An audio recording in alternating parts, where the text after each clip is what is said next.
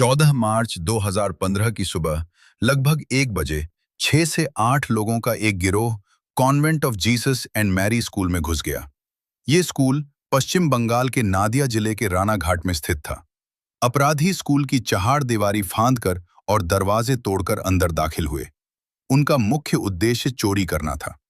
गिरोह ने स्कूल के एक कमरे में रखी अलमारियों को तोड़ा और स्कूल के पैसों और कीमती सामान को लूटना शुरू कर दिया। इस दौरान उनकी नजर 71 वर्षीय वृद्ध नन, जो उस समय कॉन्वेंट की सुपीरियर थीं, पर पड़ी। विरोध करने पर अपराधियों ने वृद्ध नन पर हमला किया। लूटपाट की क्रूरता में गिरोह के कुछ सदस्यों ने वृद्ध नन के साथ सामूहिक दुष्कर्म किया और उन्हें गंभीर रूप से घायल कर दिया। हमलावरों ने परिसर में अन्य ननों को भी धमकाया और उन्हें एक कमरे में बंद कर दिया। अपराधियों ने स्कूल की संपत्ति को लूटा, जिसमें लगभग 12 लाख रुपए की नकदी, एक कैमरा और एक लैपटॉप शामिल था।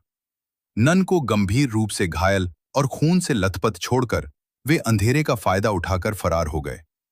सुबह घटना का पता चलने पर स्कूल प्रशासन ने पुलिस को सूचित किया। पीड़ित नन को तत्काल रानाघाट अनुमंडल अस्पताल ले जाया गया। बाद में उन्हें कोलकाता के एक अस्पताल में स्थानांतरित कर दिया गया। इस जघन्य कृत्य ने स्थानीय लोगों, नागरिक समाज और भारत के ईसाई समुदाय में तत्काल और जबरदस्त गुस्सा पैदा किया।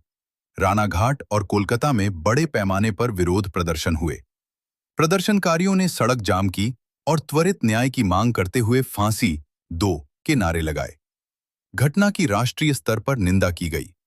पश्चिम बंगाल की मुख्यमंत्री ममता बनर्जी ने घटना की कड़ी निंदा की और अपराधियों को जल्द से जल्द पकड़ने का आश्वासन दिया। विभिन्न संगठनों ने मामले की सुनवाई फास्ट ट्रैक कोर्ट में करने की मांग की। शुरुआत में मामले की जांच पश्चिम बंगाल की आपराधिक जांच विभाग, क्रिमिनल इन्वेस्टिगेशन डिपार्टमेंट (CID) को सौंपी गई। घटना की गंभीरता और राष्ट्रीय अंतर्राष्ट्रीय आक्रोश को देखते हुए मुख्यमंत्री ममता बनर्जी ने बाद में मामले की जांच केंद्रीय जांच bureau, central bureau of investigation (CBI) को सौंपने की सिफारिश की। केंद्र सरकार ने यह मांग स्वीकार कर ली और 18 मार्च 2015 को CBI ने औपचारिक रूप से जांच शुरू की। CBI जांचकर्ताओं को घटनास्थल से कुछ महत्वपूर्ण सुराग मिले, जिनमें से सबसे महत्वपूर्ण था स्कूल के CCTV फुटेज। CCTV फुटेज में 2 मुख्य संदिग्धों की तस्वीरें थीं, जिनकी पहचान बाद में मोहम्मद सलीम शेख और गोपाल सरकार के रूप में हुई।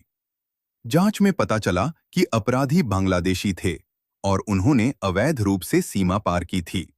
CBI ने 20 मई 2015 को मुंबई से मोहम्मद सलीम शेख को गिरफ्तार किया।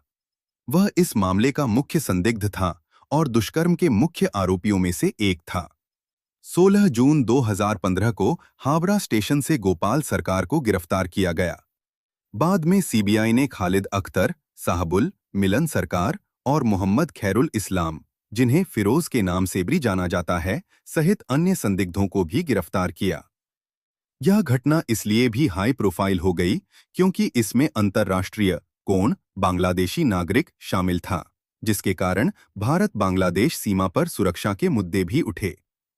CBI ने 6 आरोपियों के खिलाफ सबूत जुटाकर 27 अगस्त 2015 को कोलकाता के सत्र न्यायालय में आरोप पत्र दाखिल किया।